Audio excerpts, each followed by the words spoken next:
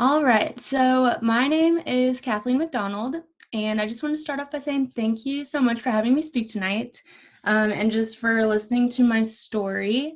Um, yeah, I'm excited. This is going to be fun. So let's see. Okay, a little bit of a background on me. I am 26 years old, and I'm from Columbia, Missouri, so I've lived here my whole life. I graduated from Mizzou, and now I work as a registered nurse. I worked in the NICU, the neonatal intensive care unit, for a few years after I graduated, and then I just changed jobs within the year. So now I work at a primary care office called Big Tree Medical Home. My husband, Corey, and I have been married for a little over 3 years. We got married on New Year's Eve of 2017. Corey is a physical therapist, and then we also have a 2-year-old dog. His name's Moose. He's a Brittany Spaniel, and he's hilarious. We love him. So a little bit about my injury. On February 16th of 2015, I was in a sledding accident that left me with a T6 spinal cord injury. I was a junior in college, and we had a snow day. So my sister and I went sledding on a hill that we'd been sledding on a million times. But it was a little bit later in the day. It was like 5 o'clock at night. So it was getting colder and icier, and we didn't really realize that. But we both sat in the sled and we started going down the hill, and all of a sudden we just like started flying down the hill, and then we just like smashed into a bunch of trees that were at the bottom. I don't really remember hitting the trees, but I do remember laying in the snow at the bottom of the hill, and it felt like my legs were sticking straight up in the air. I was laying on my back, but it felt like my legs were straight up in the air. And I remember I asked my sister to help me put them back down on the ground. And she said, "Your legs are on the ground." And I was like, well, then I can't feel my legs. So she called our mom, who called 911. And the ambulance and the fire department came. They had a hard time trying to figure out how to get me back up the hill, because there wasn't really a good way for an ambulance or a car to get down to the bottom of the hill. So that took them a while, but eventually a firefighter, they put me on a sled, on a different sled, and a firefighter like tied a rope around his waist, and they hiked me back up the hill, which was pretty impressive because it was a very steep hill.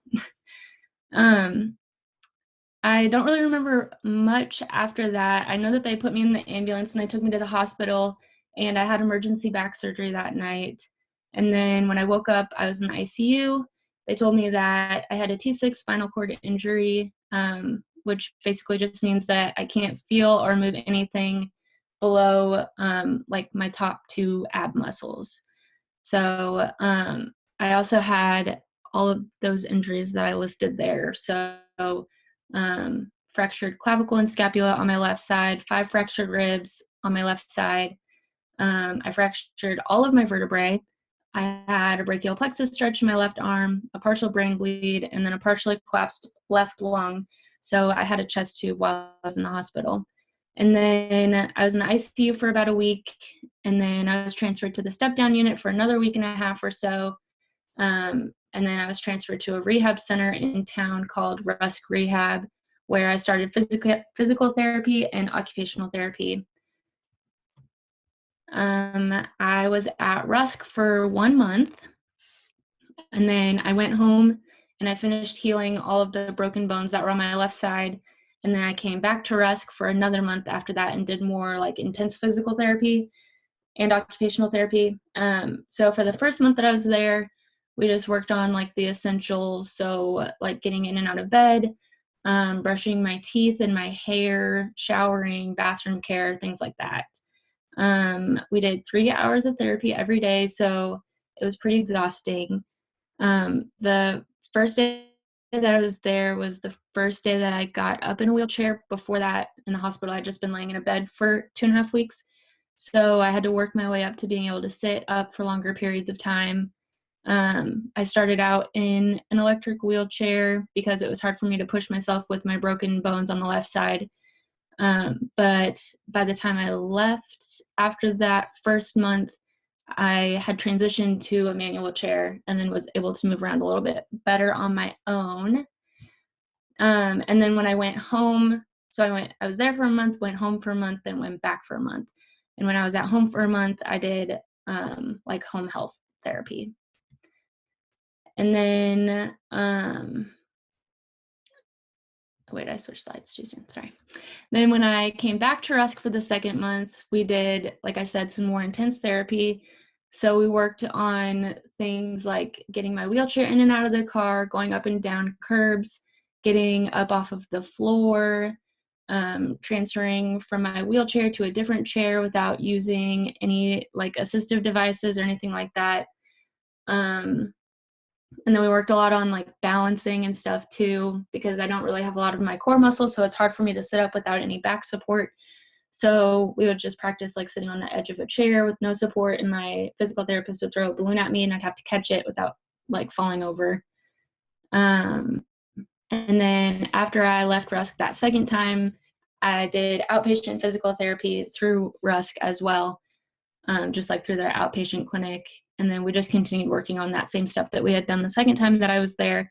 Yeah, just continue working on stuff that we had been working on. Yeah, so with all that to say, physical therapy and occupational therapy were both a huge help for me in figuring out how to do the things that I used to do.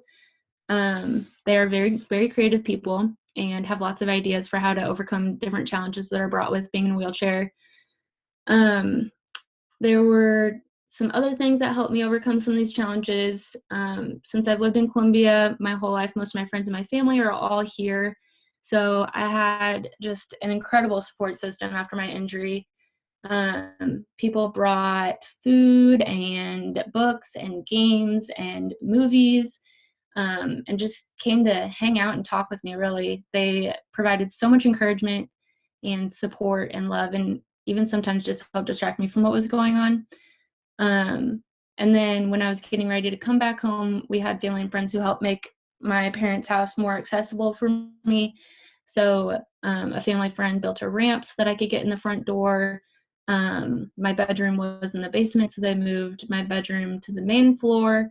And then they took the door frame off of the bathroom because the doorway was too small with the door frame on it for me to get through. So they took that off, which was very helpful. My husband, who was actually my boyfriend at the time, was like the most supportive person ever. Thinking back, I really even forget that he was in school. He's my age, so he was a junior as well. But he was just always there, always at the hospital, always at Rusk with me. He told me later that someone had told him that it didn't really matter what he said or what he did, but just being there for me would make the most impact. And they were definitely right. He was just right there relearning how to do everything with me. So it made me feel like I wasn't in it alone, which was very helpful. He also encouraged me to keep a journal where I would write one accomplishment every day while I was in rehab, which it's very easy to get discouraged when you're doing physical therapy. So just picking one accomplishment every day and writing it down really helped me to just focus more on the positives and like focus less on any negatives or any setbacks. In the years after my accident, it's also helped me a lot to set some bigger goals. So I love being active and I love being outside. So 2 years after my accident, I decided that I wanted to set a goal to do a triathlon. And it was definitely hard, but it was just awesome to get to achieve something that I didn't think I would get to do while being in a wheelchair. And then just a few months ago, I went skiing for the first time since my accident. I grew up skiing and I love skiing. So I was definitely very eager to get back out there.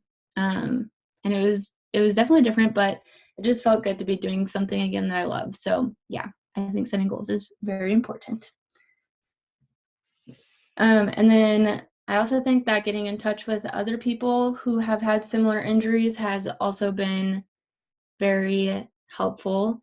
I've gotten in touch with a few people in Columbia and then some people on social media as well. And it's just really nice to be able to talk to people who can understand a little bit better about what you're going through and who might be able to give you some advice for things that they maybe have already experienced. So that's been really cool. And then lastly, but most importantly, My faith has definitely been the biggest thing that I've been able to lean on and keep me strong throughout this process.